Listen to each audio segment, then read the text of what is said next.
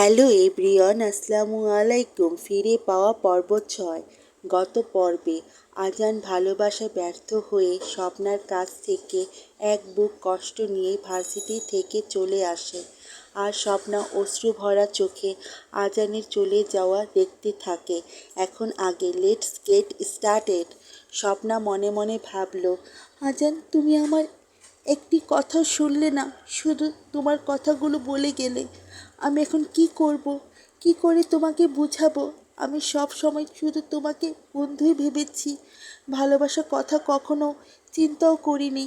আজ হঠাৎ তোমার মুখে আমার প্রতি ভালোবাসার কথা শুনে আমি কি করব, তোমাকে কি বলবো বুঝতে পারছি না। শুধু এই কথা বলতে পারি, আজান তুমি আমার কাছে মূল্যহীন নও, তুমি আমার কাছে অনেক মূল্যবান। আমি তোমাকে কখনো হারাতে পারবো না। সেদিন আর ভার্সিটিতে স্বপ্নার মন বসলো না। স্বপ্না ভার্সিটি থেকে বাসায় ফিরে বাবার মা কারোর সাথে কোনো কথা না বলে নিজের রুমে চলে গেল। স্বপ্না রুমে বসে বারবার শুধু আজানের কথাগুলোই ভাবছে। এদিকে আজান ওর রুমে দরজা বন্ধ করে বিছানায় শুয়ে আছে। আজানের মা আজানকে খাবার খাওয়ানোর জন্য অনেকবার ডাকাডাকি করে, কিন্তু আজান মায়ের কথার কোনো সাড়া দেয় না। এদিকে অনেক সকাল হয়ে গেছে। স্বপ্না এখনও ঘুমিয়ে আছে দেখে স্বপ্নার মা স্বপ্নার রুমে এসে স্বপ্নার মাথায় হাত বুলিয়ে স্বপ্নাকে ডাকলো। স্বপ্না খুশি হয়ে ভাবল, আজান হয়তো প্রতিদিনের মতো ওকে ভার্সিটিতে নিয়ে যাওয়ার জন্য এসেছে। স্বপ্না বলল, আজান তুমি এসেছো? স্বপ্নার মা বলল, পাগল মেয়ে, চোখ খুলে দেখ, আজান না আমি। স্বপ্না চোখ খুলে দেখে ওর মা ওর পাশে দাঁড়িয়ে। স্বপ্না বলল, মা আজান আসেনি? সুলতানা বলল, না।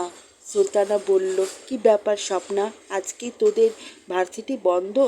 তুই এত দেরি পর্যন্ত শুয়ে আছিস, আর আজানও তো তোকে নিতে আসলো না। আজানের কথাগুলো স্বপ্নার মনে পড়ে গেল। স্বপ্না ভাবল, আজান কি আমার উপর রেগে আছে? ও আজ আমাকে নিতে এলো না কেন? স্বপ্না মাকে বলল, মা তুমি নাস্তা তৈরি করো, আমি আসছি। স্বপ্না তাড়াতাড়ি তৈরি হয়ে নাস্তা খেয়ে ভার্সিটিতে চলে গেল। ভার্সিটিতে এসে স্বপ্না আজানকে খুঁজতে লাগলো। অনেক খোঁজাখুঁজি করেও স্বপ্না আজানকে কোথাও খুঁজে পেল না। আজানকে না পেয়ে স্বপ্নার মনটা অনেক খারাপ হয়ে গেল। এমন সময় তানিয়া এসে বলল, কি ব্যাপার স্বপ্না, তুই ক্লাসে না গিয়ে এখানে দাঁড়িয়ে কাকে খুঁজছিস? স্বপ্না অশ্রু ভরা চোখে তানিয়ার দিকে তাকালো।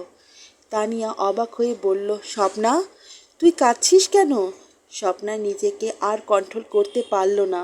স্বপ্না তানিয়াকে জড়িয়ে ধরে কাঁদতে লাগলো। তানিয়া বলল, স্বপ্না কাঁদছিস কেন, কি হয়েছে আগে বলবি তো? স্বপ্না তানিয়াকে সব খুলে বলল। তানিয়া হেসে বলল, ওহ ও এই কথা, আমি তো আগেই বুঝেছি আজান তোকে অনেক ভালোবাসে। স্বপ্না কাঁদতে কাঁদতে বলল, তুই কি করে বুঝলি? আমি তো কিছুই বুঝতে পারিনি। তানিয়া বলল, তুই পড়া ছাড়া আর কিছু বুঝিস? তুই আজানের চোখে কখনো দেখেছিস আজান তোকে কিভাবে দেখে, তোর কত খেয়াল রাখে, তুই কষ্ট পেলেও কতটা ব্যাকুল হয়ে ওঠে, তোকে সবার কাছ থেকে আড়াল করে রাখে। আমি বুঝতে পারলাম তোর প্রতি আজানের ভালোবাসা, আর তুই আজানের এত কাছে থেকেও আজানের ভালোবাসা বুঝিসনি।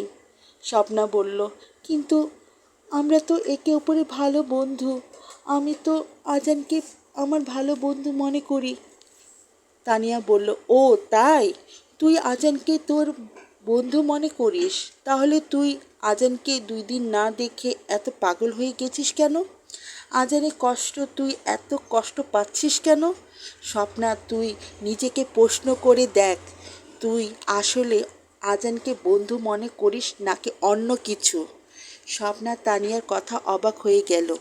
আজ আমার গল্প আমি এখানে শেষ করছি। যদি আপনাদের কাছে আমার গল্প ভালো লাগে তাহলে লাইক, কমেন্ট, শেয়ার ও সাবস্ক্রাইব করবেন। অবশ্যই অল বেল বাটনে ক্লিক করবেন যাতে আমার ভিডিও সবার আগে আপনাদের কাছে পৌঁছে যায়। আসসালামু আলাইকুম, বাই বাই, টাটা।